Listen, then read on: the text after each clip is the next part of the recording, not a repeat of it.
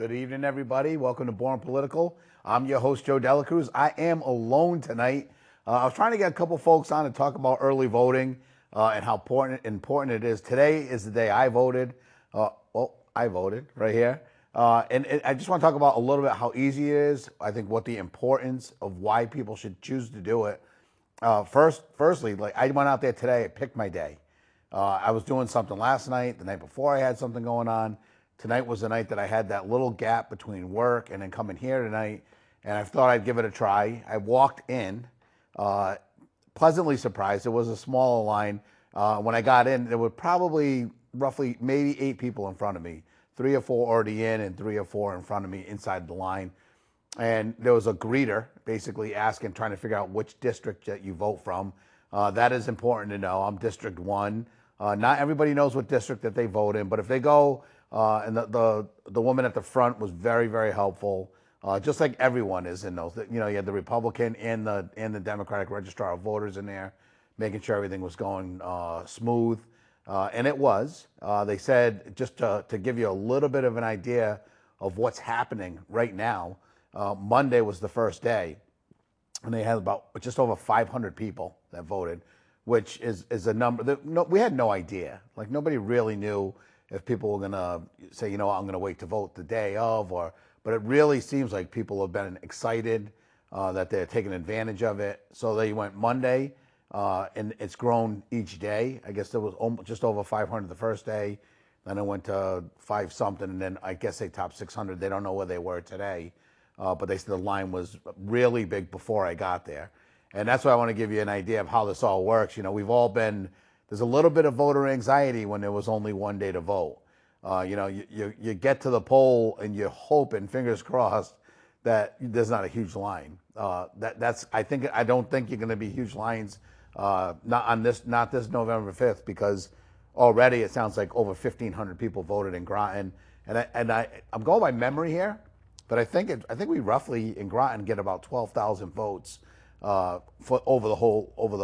for each cycle. In a presidential, it might be more or less. I don't know the real number, how many it is. I remember as a state rep getting like 5,000 something votes, and Christine Conley was on the other side of town and she was getting 5,000 something votes. So I want to say, and then the opponents. So yeah, it was probably more like 16,000. I don't know.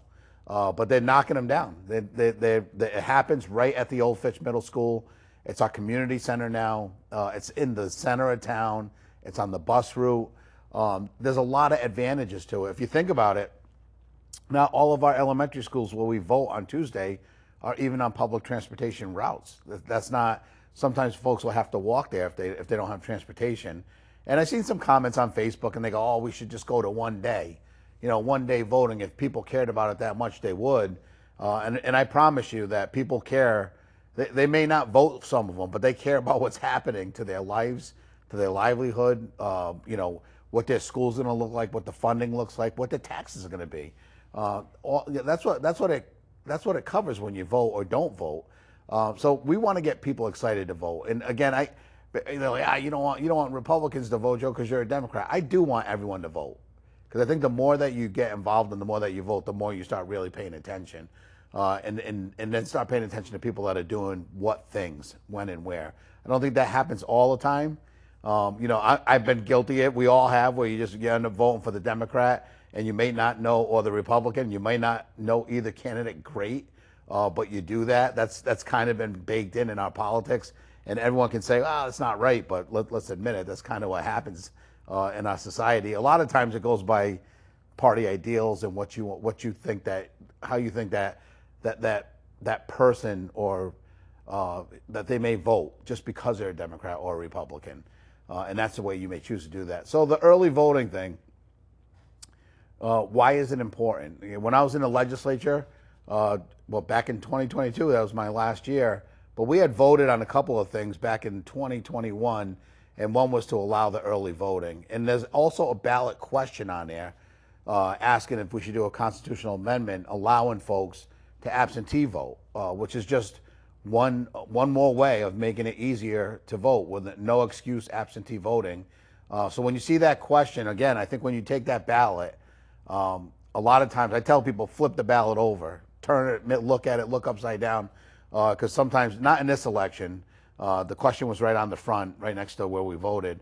And it basically, I voted yes, because I just think having more access, more time, it doesn't really matter. If you planned a European vacation, no excuse absentee, you would just go down and get your ballot, when it was ready ahead of time and fill it out. I don't see any problem with that. I think the more people vote, the better. So that's a question that gets asked. So the way it works is, they basically got the question to the ballot. It's not something that our legislature could do by a simple vote. They had to vote to give us the ability to say if we, the citizens, want this to happen.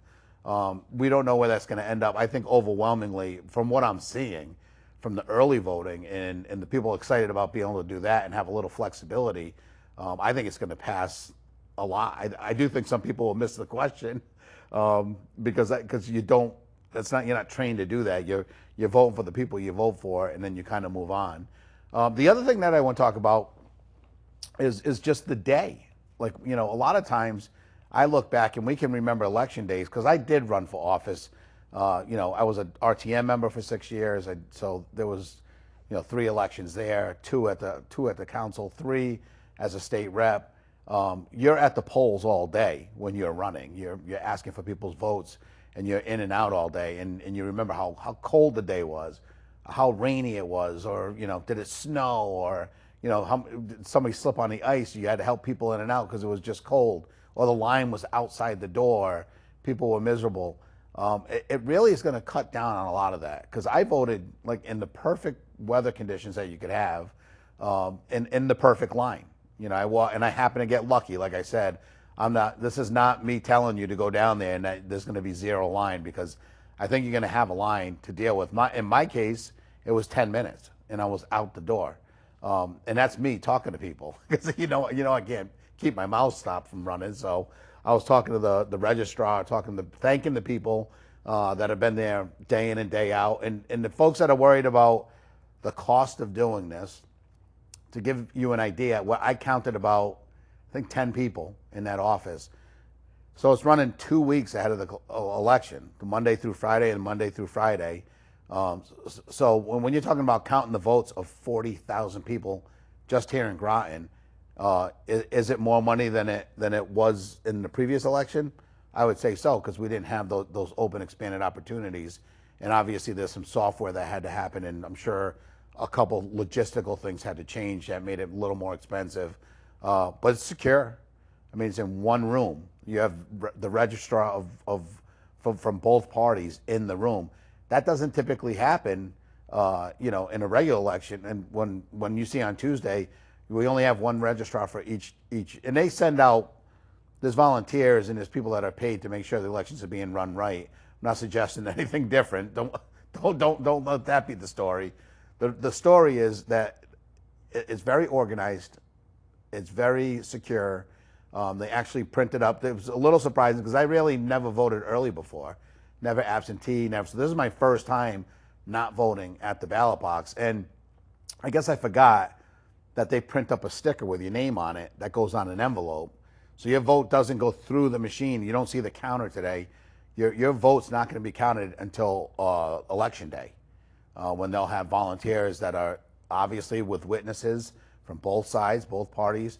The envelopes get opened and they get ran through, and that's how they're going to count those votes. So, the day of, now, instead of you dealing with really bad weather, or, just I'm thinking of last week, I got sick out of nowhere. I got this weird 12-hour thing where I just didn't feel like really doing much. I was able to sleep it off because it happened at night. But if you're sick during the day, I mean, our first thought now, I think a lot of our first thought is, well, I don't want to go to a place where I'm going to get other people sick. Maybe that's why I didn't vote. Maybe it was really, really cold that day. Maybe you had car issues and you had to get a ride to work, and the person that gave you the ride to work said, I'll pick you up and bring you back, but I don't have time to bring you to go vote. All the little things. I mean, think back in time. If you've been voting for as long as I have, there's been times where you may have missed a vote because you couldn't get back in town in time. And then the biggest reason I voted because I actually spoke with, I think it was Alyssa Bass. She was on our show, and on the last guest I had was a few weeks ago. And we talked about early voting, and she talked about how she was going to do that. And I think on this show, I said, well, I'm the guy that likes being there and having the excitement of it and being on the day of. And there's something to that because I think it's like tradition for me in a sort of way. And again, you get to see a lot of your neighbors and friends, and you talk with them in the morning. But the truth is, we're putting a lot of pressure on our volunteers and paid staff that, this is once a year. Everyone's like, oh, I can't believe that they didn't think of this or that. This is an event. Voting was an event that happened once a year for 12 hours, right? Or 14 hours, 6 in the morning to 8 at night, something like that. So it's not like these are folks that are doing it every single day for 2 weeks and then had the big day to get ready. Sometimes and also, the volunteers you have aren't always consistent volunteers from year to year. When we all go to voters, and there's a lot of white and gray hair with the folks that are volunteering, the folks that are working those polls. I saw some young faces, and that's what we need. And I think that's what a lot of people worried about. Where are we going to get all these folks from? We got them, and from the folks that I met in there today, they were sharp, and we were in and we were out, and I really felt good about the vote. It was weird, put my name on an envelope, because I'm like, okay, so they'll know how I voted. And I think that question is going to come up a lot. But you got to remember, the day that they start opening up these envelopes and running them through the machines, you have, four witnesses, and then you have the people that are actually opening the envelopes. They'll open them, they'll flatten the ballot, and they'll put it through. They're not going to sit there and read and see who voted for what. Because I could see where, there's people that they don't have a lot of trust and faith sometimes. And I honestly think that the people that are going to be opening those envelopes are just going to be trying to get them through as fast as they can and make sure that they're being counted. I don't think that. I know that. And if it makes people feel better, there's also witnesses behind them that make sure all that's happening correctly. So there's all these different reasons that we can vote early. And why wouldn't you? If you see my Facebook post, sometimes I go at it with people. I know I really wanted him to come on the show, Mark Nickerson. I'm going to call you out, Mark. He thinks he's one of the guys, and listen, we're all entitled to our own opinion. Mark is the one-day voter guy. Just vote for one day, and it is what it is, and you figure it out. But for me, I really do believe that this expanded opportunity is going to make it just different, and definitely took off the pressure. I saw, in fact, when you think of folks that are elderly that have to arrange rides for the day, we just gave them basically 10 more days to do that, where they can, and the person that's giving the ride has 10 days to tell them which day works best for them. They didn't plan it for a rainy, cold day. They're coming out when it's sunny today. So those are all the different things. And hopefully when you do go vote, you vote the way I voted. I'm kidding. No, I'm not. Vote just like Joe and you'll be safe. I do want you guys to reach out because obviously, the conversations we have, I have some really hardcore guys on the opposite side of the party that I'm at. So we get some heated debates at bowling. And it always ends with the fact, especially at the presidential level, that it probably doesn't matter the way that each one of us voted for president here in Connecticut. We kind of know the outcome of it. And not only that, I feel like I feel better because I did vote for the person I want to. But it doesn't matter in the sense that we know that we're pretty much down to the same 5 states every year, swing states, to determine who the president's going to be. You don't see a lot of presidents making trips to states right now that aren't one of those 5, unless it's somewhere to go get money, in which case they show up to Connecticut on the other end of the state where all the money is. But it's interesting. I think that this is going to be a close election. I think if you really want to make a difference, there's a lot of things you can do. I was writing postcards and sending them over to the Pennsylvania folks. There's a lot of people that you can actually sign up to do calling and call. You could call people in Arizona, ask them, make sure that they have a voting plan. And why I think that's important, even if if you don't realize what's happening in these other states, they've actually flushed the voter rolls in a big sense. I know down in I think it's Texas, and I want to say Mississippi, they basically have turned it to where if you don't vote in 2 cycles, they just take you off the list. Unfortunately, and I don't, I'm definitely not advocating for this, but some folks only vote in presidential elections. So if your last vote that you cast was for Joe Biden or Donald Trump in Mississippi or Texas, and it was 4 years ago, you're not going to be on that voter list when you go to walk in that booth. And they're not saying that you can't vote that day, but you can't vote there. And then you got to, transportation wise, and you got to drive to the city hall or whatever they have set up for you in that state, fill out the paperwork, make a provisional vote. Most people will probably walk away. I call that voter suppression. Some people say that well, they miss their opportunity if they don't vote in every election, they get kicked off. I don't like that. It's funny because I was just talking about the fact that you don't get kicked off your gym membership that you pay for every month because you don't show up. Right? I've been a member for 8 years and I think only been to the gym 2 times. You don't see them kicking me off the voter roll. And we don't do that in Connecticut. So just to be clear, you're safe. As long as basically it's on you to change your address if you move. But other than that, we just assume that you're still there and still living there. But we would figure it out if you weren't. There's ways to figure all that out. So what's the big story here today? I think the big story is that Groton likes early voting. If you're on the other side of it, and one of my friends from Bowling that like I said, we're on the opposite side, was in line right behind me, taking advantage of early voting. Owns a business, probably always busy. If someone called in on the Tuesday of election day, I think he's pretty determined, and I think he would have voted no matter what. But you never know. Now he doesn't have to worry about it. Now he voted. It's all good.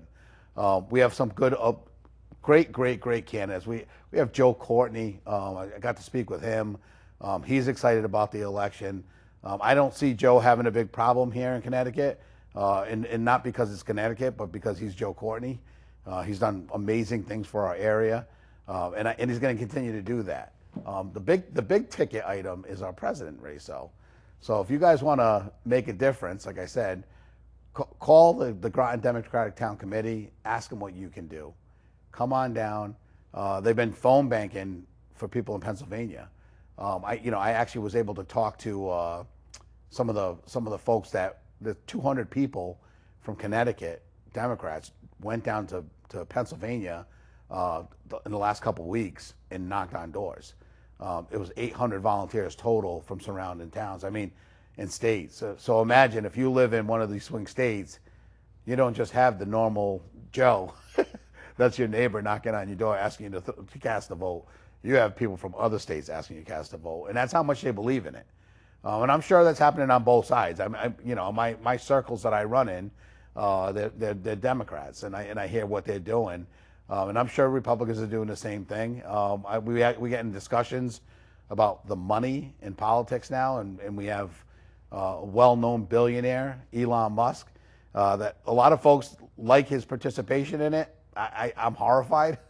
I think that if you're a billionaire and you own a media company that's as large as, or not so large as it used to be, but it's still large enough where I think he has 10 million viewers or whatever he has, he can affect an election, and has with money, with in other ways. People, again, do I think that Elon is, maybe he is a genius. If we want to talk about how smart he is and what he's contributing to human race, making a rocket land back in place, and all that has to happen. You have to be a certain level person, but you don't want that guy deciding, the same guy that to me tells everyone that, you should sleep at your desk at work and then wake up in the morning and go right back to work, and then, forsake your family. You can see them on the weekends. I understand that you need people like that in the world that are willing to do that, because that's sometimes how things get done. I come from the construction world, and sometimes you just have to just power through it and work, and you're going to miss that birthday party or that whatever. But that guy I want in charge of putting rockets in space. I don't think I want him in charge of policy, of how we should have workers be treated. Because I think that we wouldn't like, the most regular people, they say they like them. I don't know if you like to work for them. And then the one of the big arguments I hear about Elon is, it cracks me up because my friends they say, he was in California and he left California because it was so expensive, right? he went from California to Texas just because of the cost. And just so you know, California has been always expensive. The labor, the union, the teachers make better money. So yeah, there's a certain component that makes the state of California more expensive. The houses are more expensive. But Elon Musk went to California, and this sounds like it's getting far off the voting thing, but it's not. I'm going to circle around and let you know why I believe folks need to know about Elon and what he's done. He took a car that was electric, which is the opposite of anything that you would want to happen in Texas. They're obviously a state that produces a lot of our natural resources by pumping oil out of the ground, refining it, another business, and then getting it out across the country so we can drive cars. There was no appetite at all in any legislature or anybody that was running for office in Texas in the 90s and 2000s that wanted anything to do with electric cars. So Elon, who is a very smart person, knew better than to go to Texas and ask for their legislative might and strength to push electric cars and to get rebates for electric cars to get them so where they could be competitive with gas cars. He went to the state that had the legislative muscle, that had the wherewithal, but also suffered. There was a state that suffers from climate change, a state that LA wasn't going to be, they were going to be uninhabitable. If you remember, if you grew up in the 70s like I did, there was smog that had settled over LA that never left. So they had to change. So he went to a state and went to legislators that basically took this concept of taking electric cars and making them viable by subsidizing them in ways and making manufacturers hit these milestones. And now we have some manufacturers that just be building just electric cars. So he used all the political might of California and other states around the country that wanted it. They pushed that car all the way up to the hill, and then when it looked like there was a clear ceiling and the car was going to go down and just coast, he said, man, it's too expensive here in California. I'm going to go to Texas and build these cars now, all based on expense. Well, if you listen at the beginning of my story, it's always been more expensive in California, right, for labor and everything else.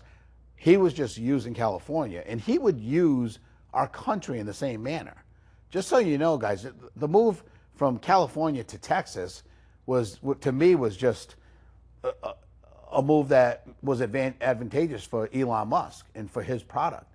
If it meant moving from Texas to Mexico, he would do that in 2 seconds. If it meant from moving Texas to Canada to any country in South America, the ones that they all say are really bad countries, if there was a better situation where they could make more money and still sell cars, they would do it. If it would increase the business and the bottom line. And that's where I think people will get twisted about, they love their business and and again, our world moves and functions in a lot of ways because of people just like him. But do I trust him? Do I trust him to be the guy that's going to put a policy in place that makes sure that early childhood education is important, to make sure that people have access to health care? I really don't think that would be his priority. I don't believe it is. He hasn't shown it with the employees that he has. They're not really, he doesn't get glowing reviews from folks that he employs. And that's who is actually affecting our election. And the reason I said I'll tie it back in, a guy that used one state until it got what it needed and then moved to another one is probably not the guy that should be able to pump 75 million, 80 million. He's given $1 million away to folks that sign a petition randomly. The FEC is looking at it right now to see if it's actually a crime, and it may be. It doesn't sound legit to me that you're asking someone to sign a petition for a chance to win $1 million. He's handing out $1 million. I think he's changed the election a little bit. I think folks do continually underestimate him because what he says sometimes in his actions, what they did to Twitter. We know the stocks went down. We know all these different things happen. It doesn't change the fact that he has billions and billions of dollars. It doesn't really matter because it's monopoly money at this point. So just keep all these things in mind. We have to be smarter voters than we used to be with AI, with all the bots, with all the advertising you see. If you scroll and you're watching, and you you watch one whole video, you can guarantee that you're going to see more of the same if you watch an entire video. You have to know that these things are they're keeping track of what you like, what you don't like, and you might be looking at it because you're afraid of it, and that may drive the way that you vote. That's what. There's so many things that are happening right now that you have to be a smarter voter. And how do you get information? That's anyone's question right now. If you're a Republican, you might not watch ABC or CBS News anymore, or CNN, and just watch Fox. If you're a Democrat, you may only watch CNN. We need to expand everybody, because there is. If you watch the same news, you have to expand all that. You have to figure out who you want to vote for. To me, I made my choice based on what I've seen. I say just go back to policy. Forget about the news. Look and see what each candidate's done. If you think that, another further in tax cuts, to me, for the wealthy is going to be the way to America's savior, and it might be. Listen, I don't believe so. I think the economy has proven each time that giving them tax breaks doesn't help. But look at what they've done. Don't tell me that this person didn't work here. She said she did it. That's all superfluous stuff. Show me what you did. Show me how you voted, how you're going to make a difference. And that's, to me, the basis. And let's have that argument. It seems like we're so far away from that now that we're in a different world, a different stratosphere, because we're arguing about things that really don't have anything to do with policy. They have to do with, some retired or some golfer that passed away, what kind of man he was. We're talking about things that to me don't matter one bit. So again, my time is almost up here. I want to remind you, vote early. I'm asking you to vote early. I want to set records, because with every vote, I think our legislature, when we voted to expand easy access and early voting, we basically with every vote that you cast are proving ourselves right, that folks wanted it. Republicans and Democrats alike. When you go and you vote early, you are sending a message to the legislature that we want easy access. It's the most important thing that we do in our country. Make sure that you do vote. I'm speaking to folks that if you have never voted in an election, there is a certain empowerment to it that you may not realize, because then you can get involved in conversations that I think when you don't vote, you kind of got to stay out of them because you didn't vote. Again, guys, the next time I see you, we're going to have a new president. First Thursday next month, I have a meeting. So the next time I see you, I'll be reporting on who our president is. Oh, no, yeah, I will. I hope it's Kamala. All right, guys, this is Joe Dela Cruz. This is Born Political. I will see you on the other side, and hopefully the election goes the way I want it to. All right, we'll see you soon.